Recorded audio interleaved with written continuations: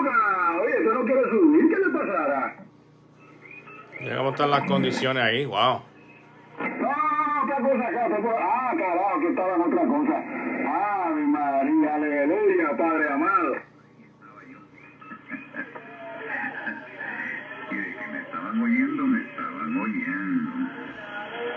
Lo que tengo son 20 vatios nada más. 20 vatios, una K40, los mocos por fuera. Saludos a UTR, también entro ahí con el relajo de los muchachos de Puerto Rico ahí.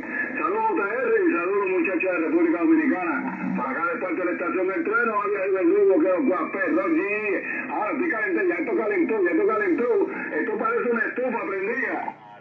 Es el trueno el que me grabó los otros días en esa grabación.